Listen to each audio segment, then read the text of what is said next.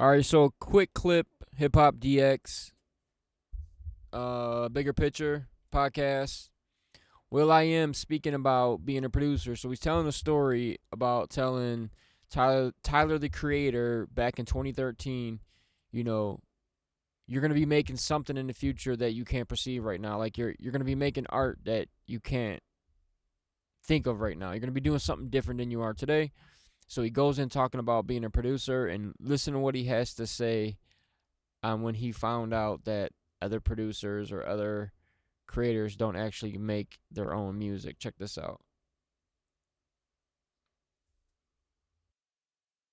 When you say will.i.am, He did say that. so then he tells me, I don't think you're happy with what you're creating right now. I liked your first 2 records. I was like, no, I'm really happy with what I'm love my creating pop right shit.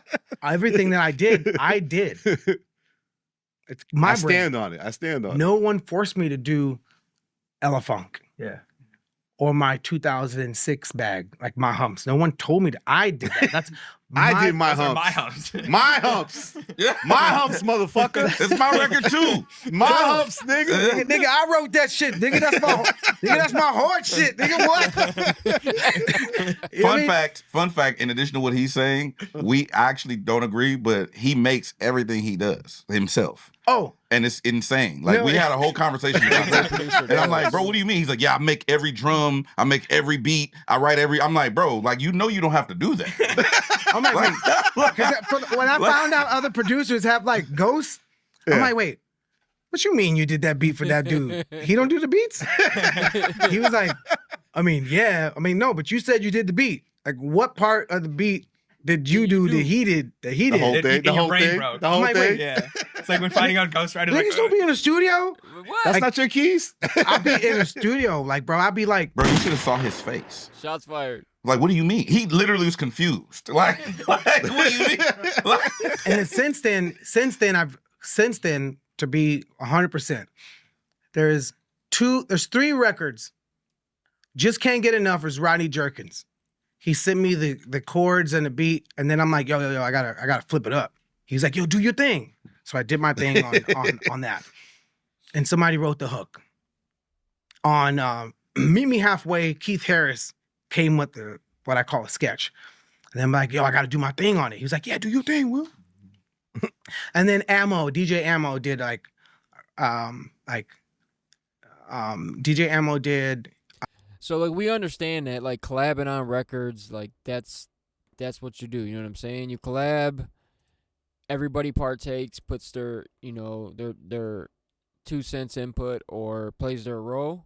But I think what he's getting at more is that like when I'm creating something, it's my creation, it's my vision, and then not everybody has the musical capacity to do everything for a whole project. But from a standstill, especially where I came from, like if you're making a record, you make the record. If you're collabing to make a record, you're collabing to make a record for whatever that entails. Music, writing, lyrics, artistry, whatever, man.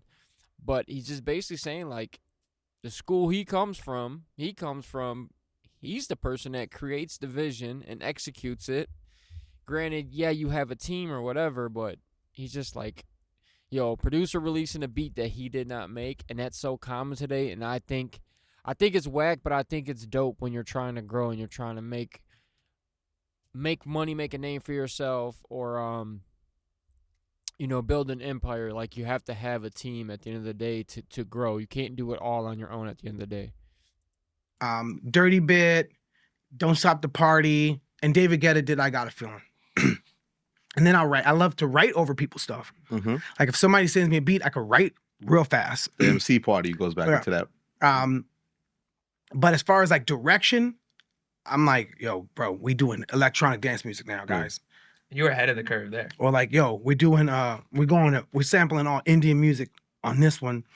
Hey, we're gonna go back to like 80s electro funk on this one, guys. Like ain't nobody fucking with that heavily.